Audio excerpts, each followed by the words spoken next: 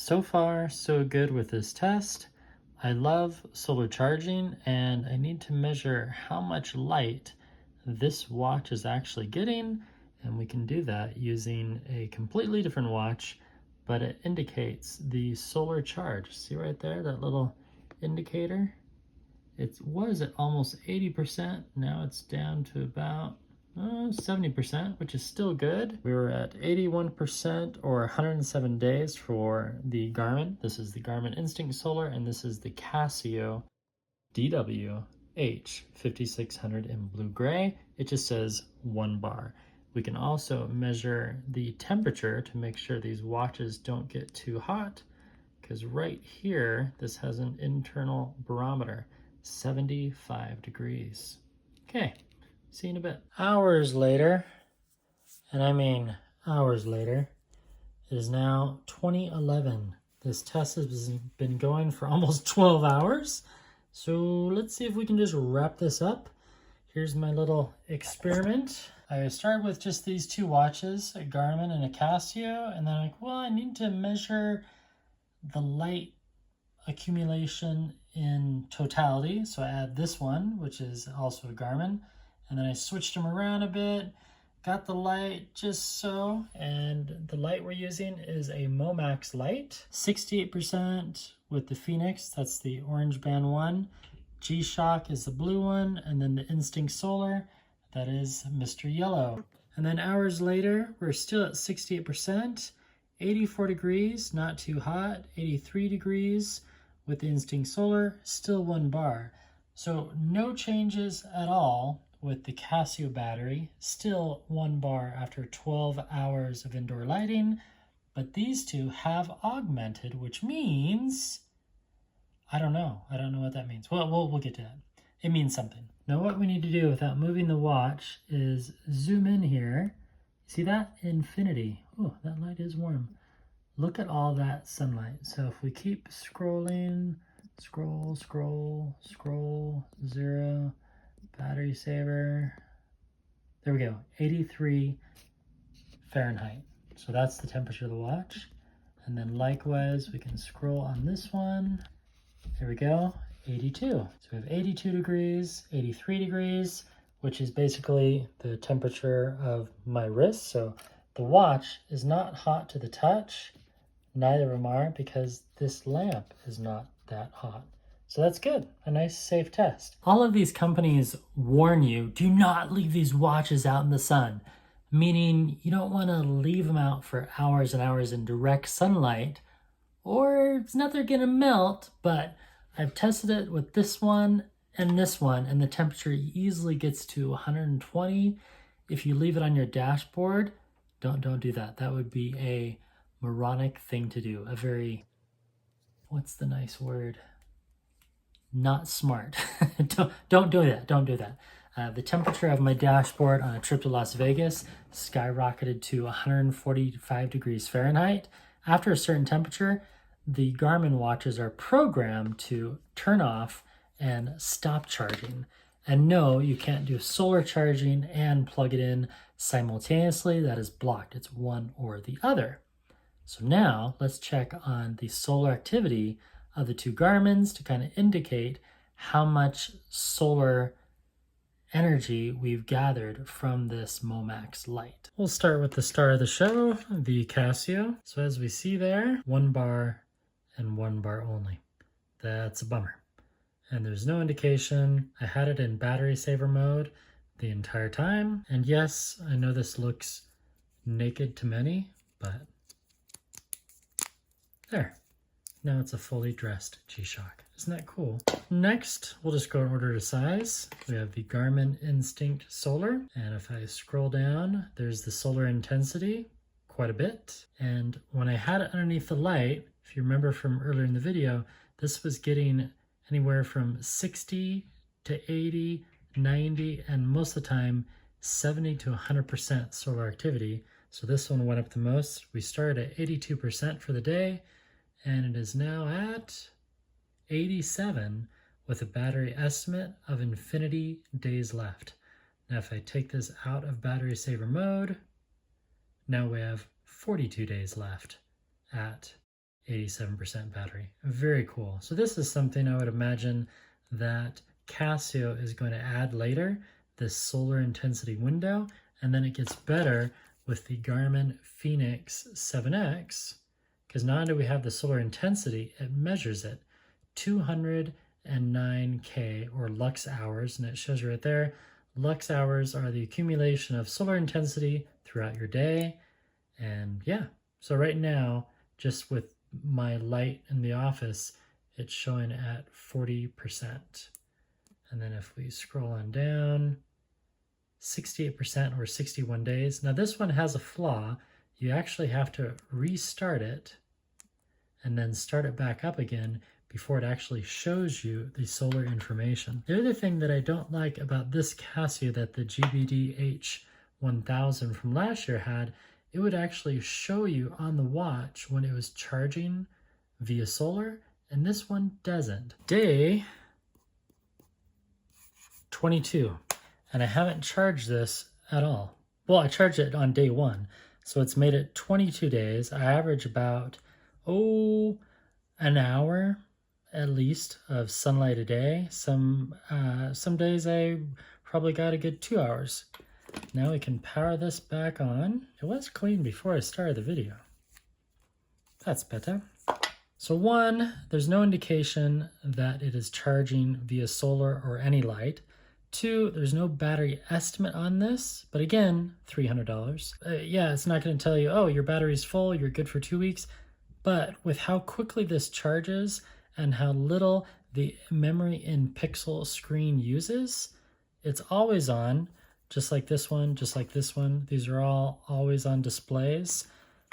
And now we can see, 69%. Interesting. So in summary, this one went up 1.5%.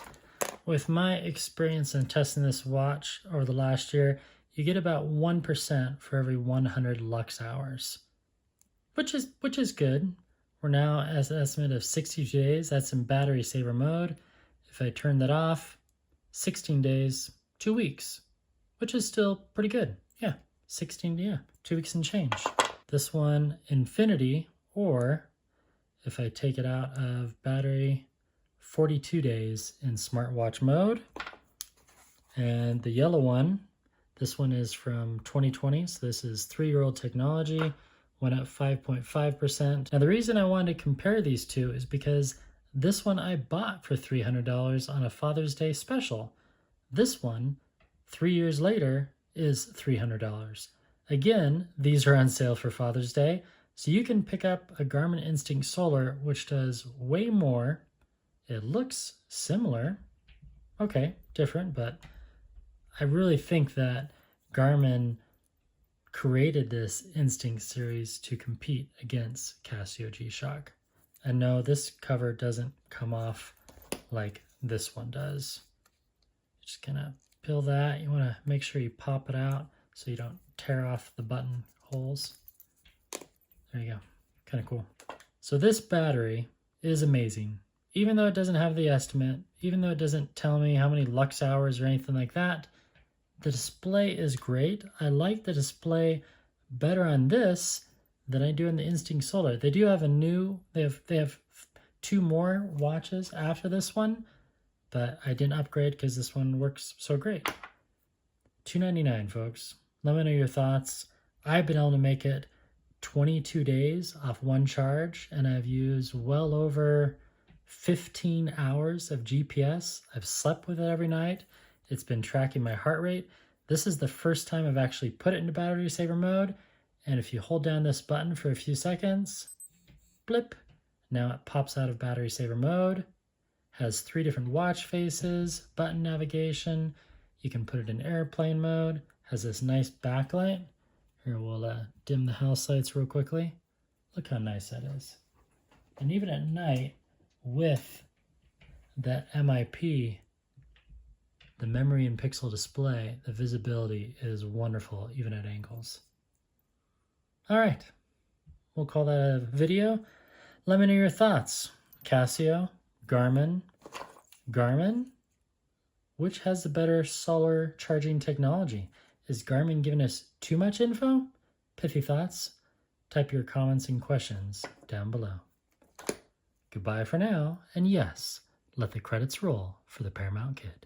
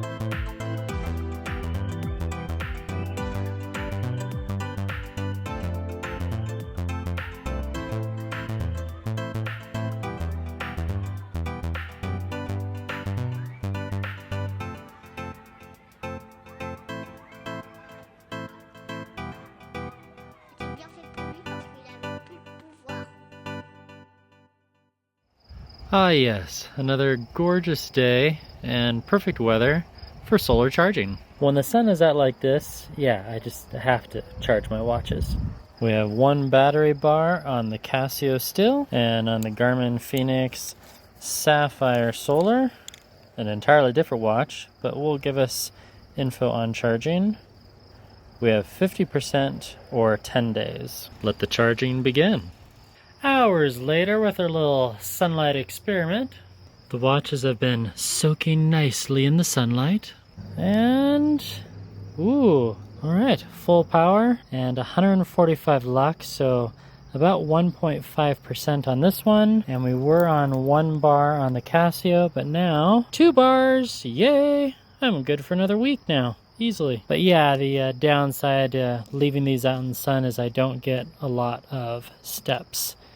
880, yeah, 880, yeah, they're matching. 113, not too hot, but the sun is getting warmer here. So a nice little trick, filled an old A&W bottle with water, stuck it in the freezer, and now we can put these, you know, maybe, hang on. Okay, that took a little bit of engineering and finesse to balance it quite right. Hopefully while this bottle melts in the heat it doesn't shift, but this little mixer balances it so it doesn't roll off my railing. Temperature has gone down, 105. Nice, it's working. Again, if you've skipped ahead or you've never watched any of my videos, if a watch gets too hot in direct sunlight when it's just sitting here baking, it will stop charging. When you wear it on your wrist, the wrist temperature, your skin temperature is around 85, it keeps the watch from overheating. But they do charge faster if you're sunbathing with on the wrist, where it's just sitting in the same spot for many minutes to a half an hour at a time.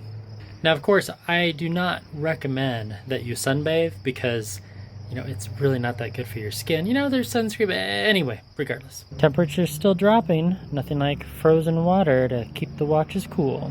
Hours later with our little experiment. It's now 13:41. The bottle's cold, but it looks like, yeah, no more ice. Solar intensity, 340. That's good. And the temperature, a nice 103. And we're up to 3 battery bars on the Casio.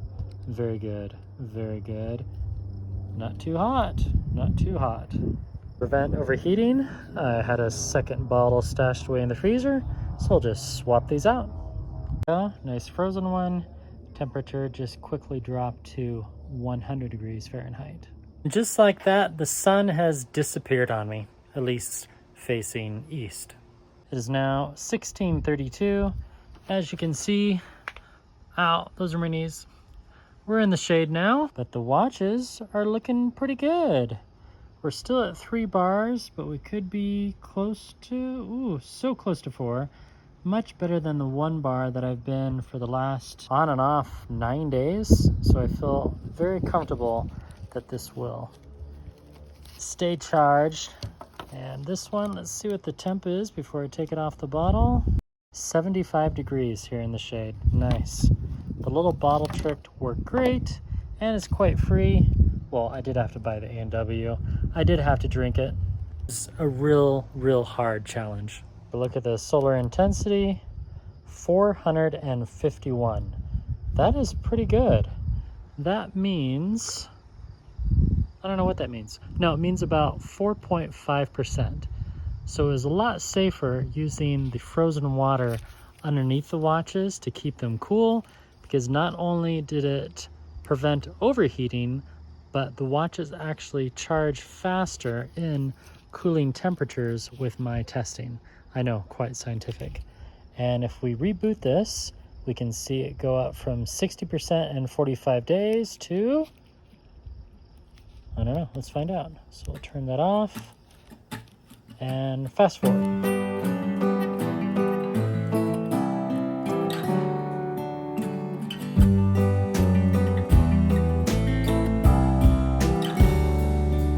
The Motel Doom, so I've got to go get cool at the swimming. There we go. Enjoy that beautiful view. Went from 50% to 53 and 48 days. Not bad. Okay, so not quite 4%, which is disappointing because normally it's gone up 1% per 100K hours, but the watch is getting a bit old. It's almost a year and a half old, to be honest. So maybe the battery life is not what it used to be. I'll find out when I get the 7, what's it called? The Garmin nomenclature can be kind of tricky. The new one, the Garmin Fēnix 7X or 7 Pro. Anyway, it's coming. It should be here in the next week or so. We'll do a similar test and see if the charging functionality has done much better. But overall, what we've learned from the outdoor test versus indoor, outdoor is way faster. It's definitely safer on your skin because the watches won't overheat, but it's hard to keep your wrist, you know, vertical like this for long enough to get anything done. The Garmin website clearly states, do not fully depend on solar power. It's not good for the watch, but Casio doesn't really say that, and that's why I wanted to do this test, but I didn't want to ruin the watch because I plan on keeping it, thus the frozen water bottles. Let me know your pithy thoughts, and thanks for watching those credits for this alternate ending. That's all for now, and I'll have another video sometime in the next week. I usually do weekly videos for the man with 2 watches. Take care of yourselves, and happy Father's Day. Goodbye.